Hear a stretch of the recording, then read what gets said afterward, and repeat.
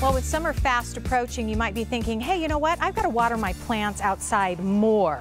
Well, you know what? That actually may not be the case. So we're going to give you the best advice you could possibly use, and that's how to not only take care of your plants, but conserve water at the same time. And I have two great gentlemen here who help get that information out. I want you to meet Warren Gorowitz. He's the VP of Sustainability at Ewing Irrigation and Landscape Supply. We thank you for being here. Glad to be here. Good morning. And we also have Ben Graff, who's a board member with the Central Arizona Project. And we're talking about whether or not we really should be up in our game when it comes to watering, but I don't know.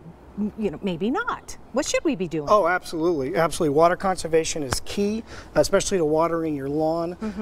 Pretty much the most important thing for you to look at there, especially in the summer and different seasons, is your plants. They need different water at different times. They have different needs during different seasons. We only have 2 seasons, Ben. Yeah, theoretically, that's true. That's true. But even then, you want to make sure you're adjusting because your plants might need different water. Okay. You know, and really, in addition to that, we just want to be looking for what's called an emission loss or a leak in your system. Which can happen, you know, with the brutal weather that we do have here in the summertime. Things break, crack. Absolutely. So causes problems? Look for puddles, look for wet spots, look for anything that might be showing a significant leak. Keep in mind, in 1 month, a pinhole-sized leak in a pipe can lose over 6,000 gallons of water in 1 month. That's over 4,000 bottles of water. Wow. That's a ton of water. That is a ton of water, and quite frankly, we're paying for that. We are. Okay, let's talk about the Water Use It Wisely website, because you know what, we do have a big Drab to Fab contest going on right now, but if you're not lucky enough to be the winner, you still really want to know how to water wisely. That's correct. That's correct. www.waterusitwisely.com. Incredibly important toolkit that's available online.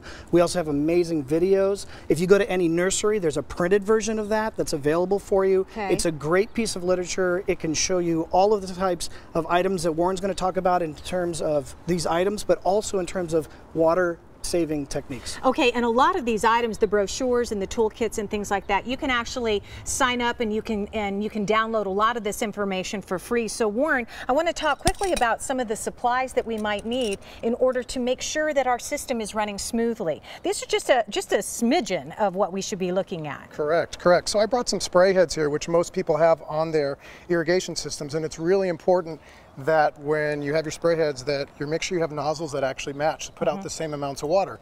Notice how they're color coded, so the color determines how far the water actually throws in the nozzle. I didn't know that. Really important thing with spray heads is make sure you have the screen. What's that for?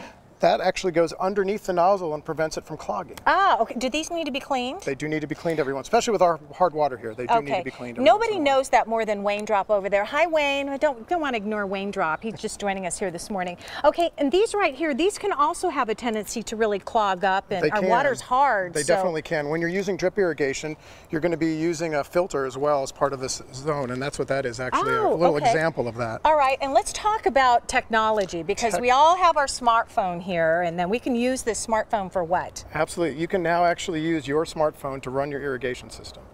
And not only is it smart because it allows you to run it from your irrigation system, it actually determines how much water you need. So it takes kind of the guesswork out of scheduling your irrigation. It uses weather conditions. Warren? Smart. Good, very smart. Good information too. I had no idea about those color codes. And thank you, Wayne Drop, for joining us here. All right, let me tell you about the Drab to Fab Backyard Rehab 2. And be sure and visit waterusitwisely.com. You get newsletters, planting tips, all the how-to videos there available. But for now, guess what?